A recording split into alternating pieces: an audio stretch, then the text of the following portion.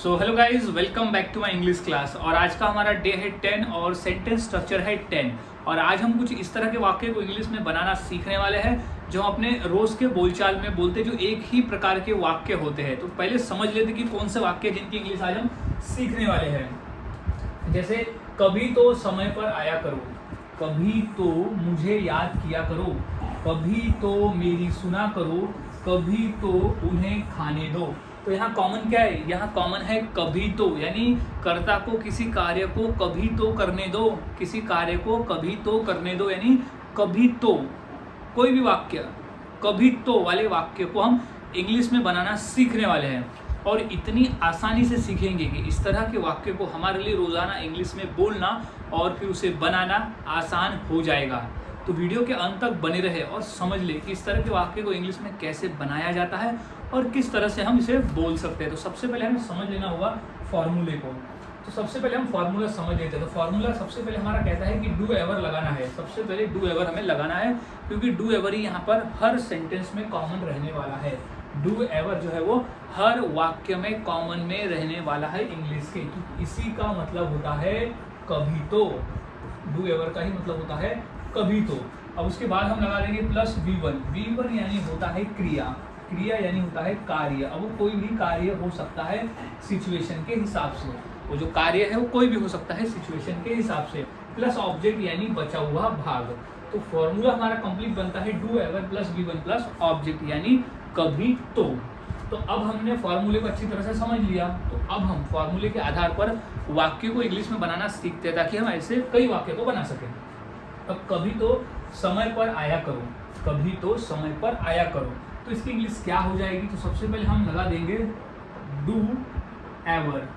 Do ever का ही मतलब होता है कभी तो। अब क्या करा करो? आया करो, आया करो। तो आया यानी आना, तो V1 हो जाएगा क्रिया यहाँ पर आना। तो do ever come, do ever come, कभी तो आया करो। काय पर आया करो? समय पर। तो समय पर ऑब्जेक्ट हो जाएगा तो ऑन टाइम। कभी तो समय पर आया करो। तो do ever come on time यानी कभी तो समय पर आया करो। अब नेक्स्ट है कि कभी तो मुझे याद किया करो, कभी तो मुझे याद किया करो। तो कभी तो की इंग्लिश क्या हो जाएगी? Do ever, do ever. अब मुझे याद किया करो। तो डू एवर याद करना यानी रिमेंबर हो सकता है। तो do ever remember, remember me, me यानी मुझे। तो डू एवर रिमेंबर मी यानी कभी तो मुझे याद किया करो। तो इस तरह से वाक्य को हम इंग्लिश में बना सकते हैं ये फॉर्मूले के आधार पर। और वाक्य देख लेते हैं। जैसे कभी तो उसे यहाँ बुलाया करो, कभी तो उसे यहाँ बुलाया करो।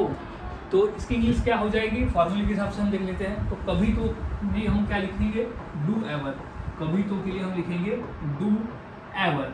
अब यहाँ बुलाया करो, बुलाना, बुलाना को इंग्लिश में कहते हैं कॉल। हमारा क्रिया क्या है यहाँ पर? ये बुलाना।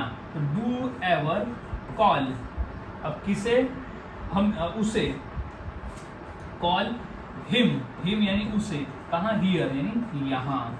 तो कभी तो उसे यहाँ बुलाया करो। तो do ever call him here, कभी तो उसे यहाँ बुलाया करो। सो गाइस, इस तरह से हम वाक्य को इंग्लिश में बना सकते हैं और बोल सकते हैं। काफ़ी आसान है, बस हमें फॉर्मूले को याद में रखना होता है। अगर हम फॉर्मूले को याद में रख लेते हैं तो फॉर्मूले के आधार पर इस तरह के हम लाखों वाक्य को इंग्लिश में बनाकर बोल सकते हैं। अगर कभी तो हमें बताया करो, कभी तो हमें बताया करो। तो कभी तो की इंग्लिश क्या हो जाएगी? Do ever.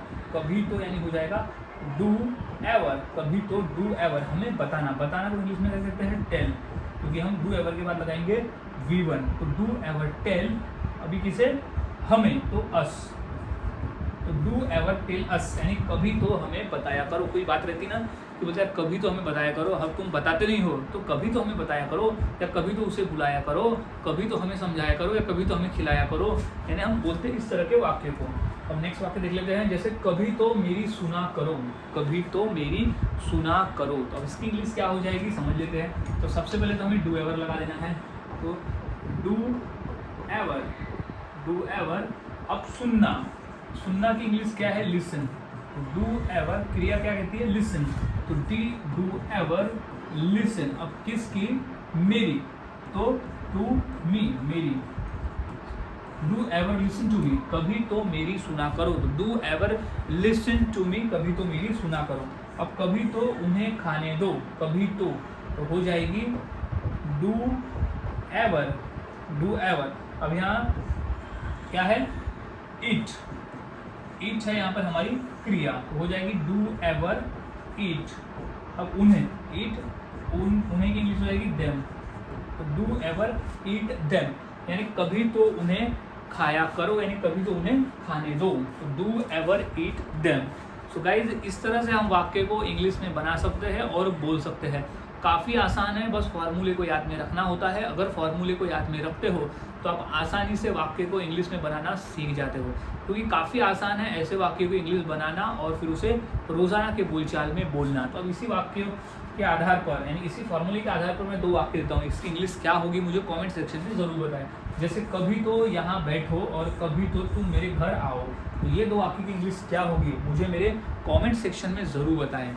सो मिलता हूँ ऐसे ही और नए स्ट्रक्चर के साथ अगले वीडियो में। तब तक के लिए चैनल के साथ बने रहे, वीडियोस को देखते रहे और इसी तरह से रोज़ाना की इंग्लिश सीखते रहे, क्योंकि स्ट्रक्चर से हम इंग्लिश सीखते हैं तो हमारे लिए काफ़ी आसान हो जाता है इंग्लिश सीखना और फिर उसे रोज़ाना के बोलचाल में बोलना।